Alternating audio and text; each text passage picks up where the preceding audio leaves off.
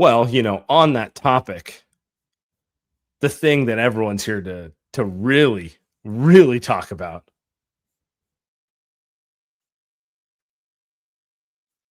Giannis. Does it almost feel surreal that we're like talking about it in real terms when we've spent like 7 years talking about it in fake terms? All right, here we go. Who knows? Who knows? It might be fake. It might be fake terms. We might be getting gaslit for the 800th time. And by the way, if you're watching on YouTube, hit like and subscribe. We appreciate everyone who joins us live. And if you're watching after the fact, we appreciate you too. Throw a comment, throw a subscribe in there too. Shams today reports two-time MVP Giannis is ready for a new home, NBA trade deadline or in the offseason, as several teams make aggressive offers to the Milwaukee Bucks. The franchise is starting to listen. Look, this is nothing that hasn't been kind of silently floated for a couple months now, right? But it does feel like it's starting to hit that pressure point where it might really happen. Do you think it's going to happen before the trade deadline? I don't know if it's going to happen. You tell me. You know more than I do if it's going to happen before the trade deadline. But I'm going to tell you this. Just give me your gut feeling. I think it'll happen. I think Giannis wants it to happen. Here's the thing about guys that are like Giannis and guys like Steph and whatever.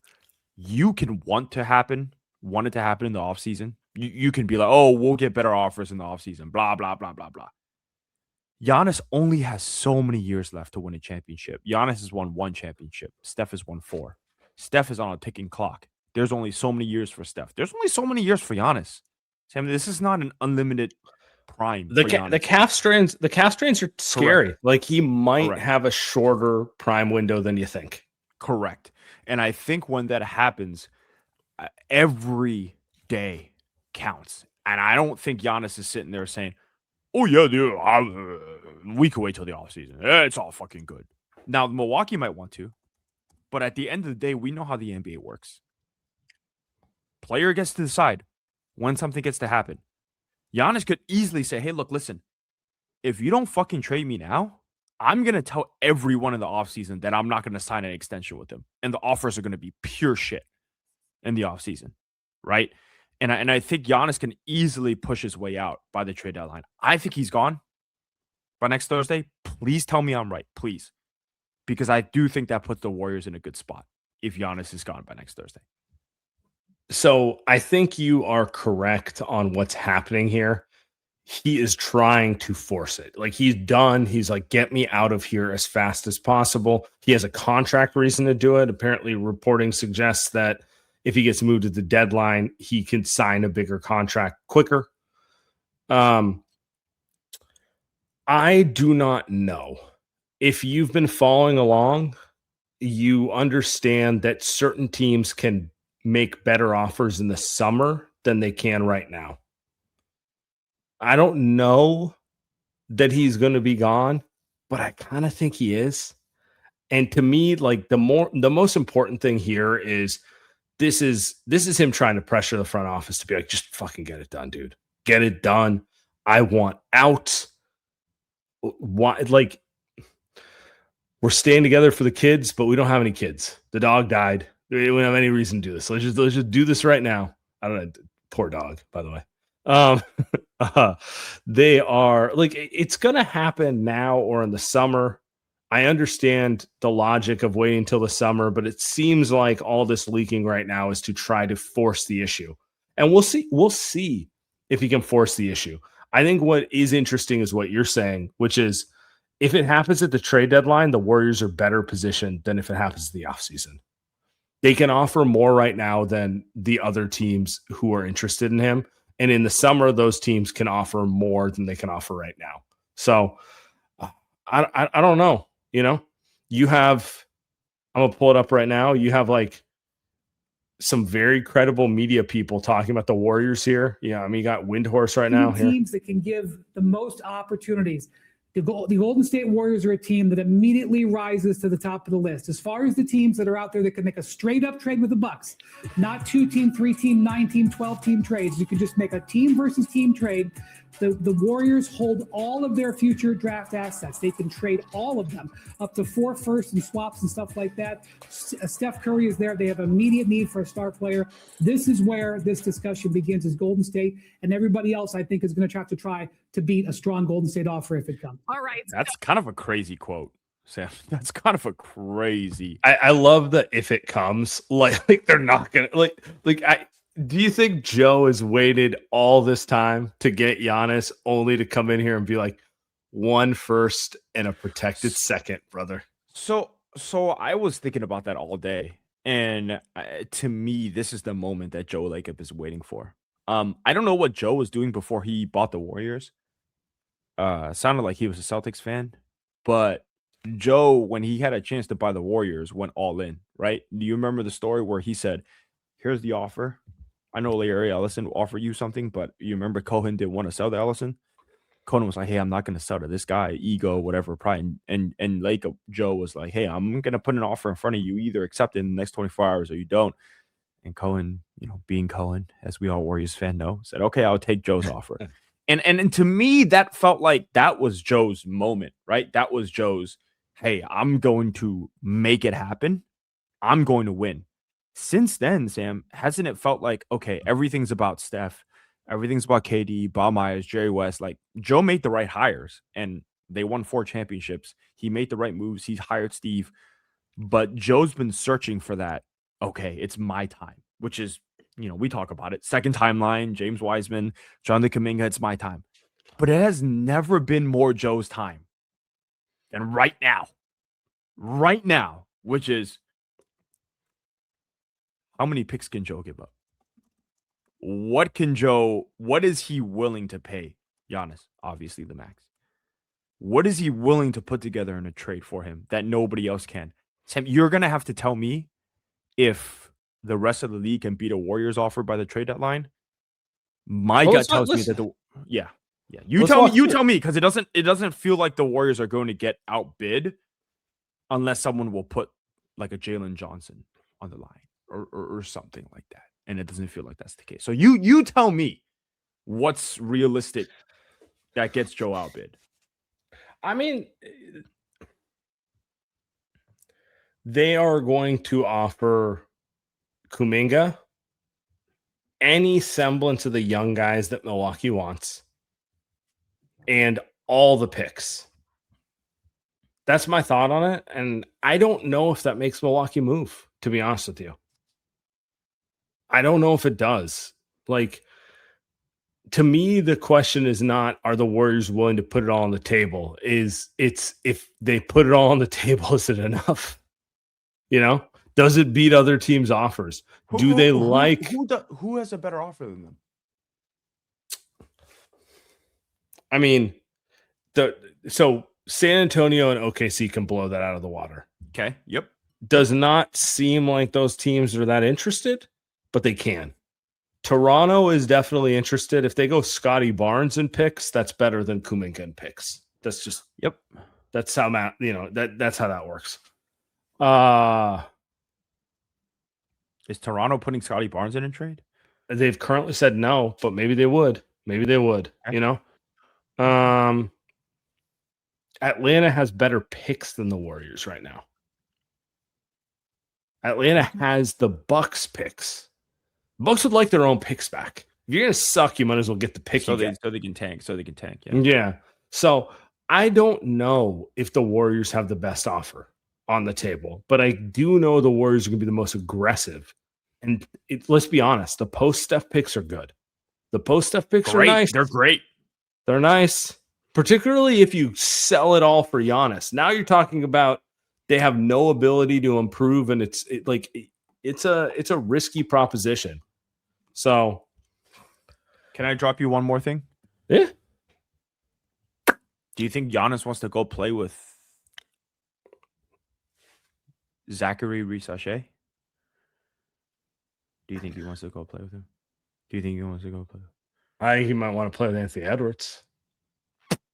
You didn't mention Minnesota. I didn't think about Minnesota. They don't have much to offer, though. That's the problem. Okay. That's the problem. The problem with these teams with younger stars is their picks are inherently less valuable because Ant's going to be good for the next decade. So even if they're a mid team, the pick will be like the 15th pick in the draft, which just like inherently is like cool, fine. Ironically, Giannis was the 15th pick, so like you can't say it's not worth anything, but you know what I mean. They hit a Hail Mary. I guess my point is, where does Giannis want to go? Yeah. Does he want to go play with Steph? Does he want to go play with Ant? I think Ant and Giannis a terrible fit, by the way. I think that's a terrible fit.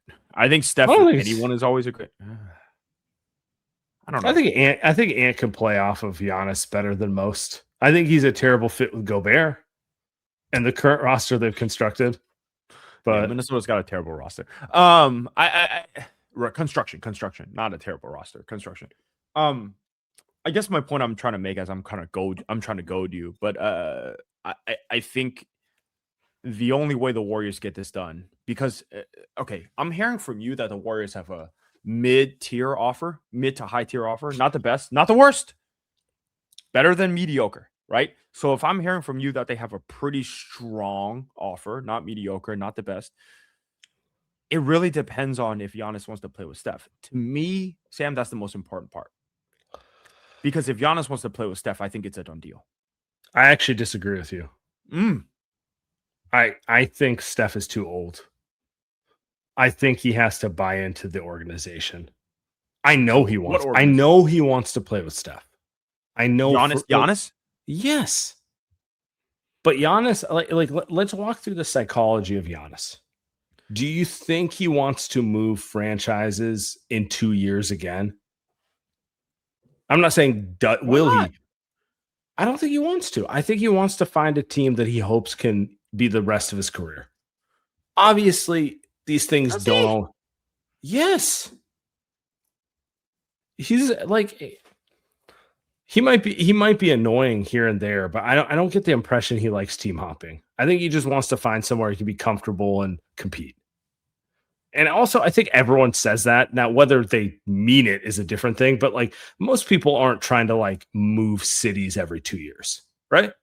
Like it's just human. So I'm walking through psychology, okay? Yeah. I think he sees the vision with Steph. They're friends, their games fit. Everyone understands that. You don't have to be a genius to see how that works, right? You don't have to be that smart to understand how Giannis and Steph work together.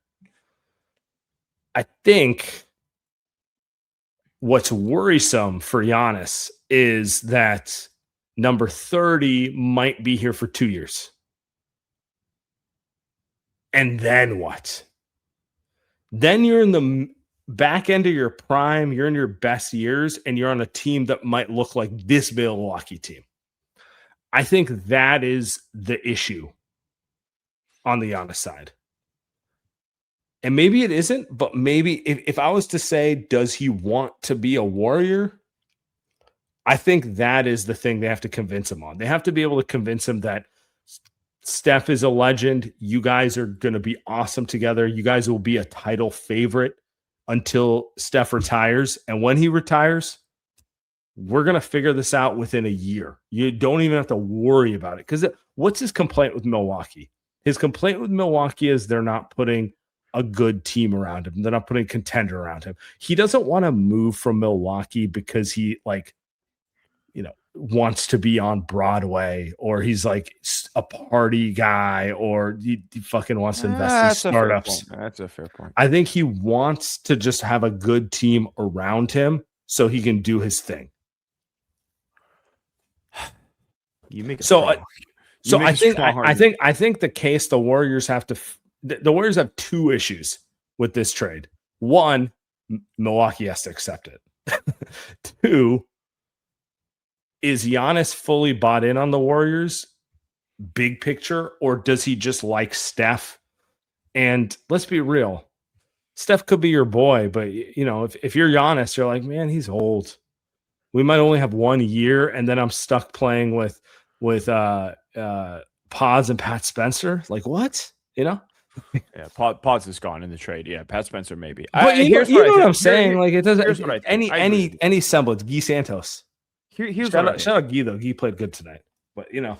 Yeah, I think he had a career high tonight. And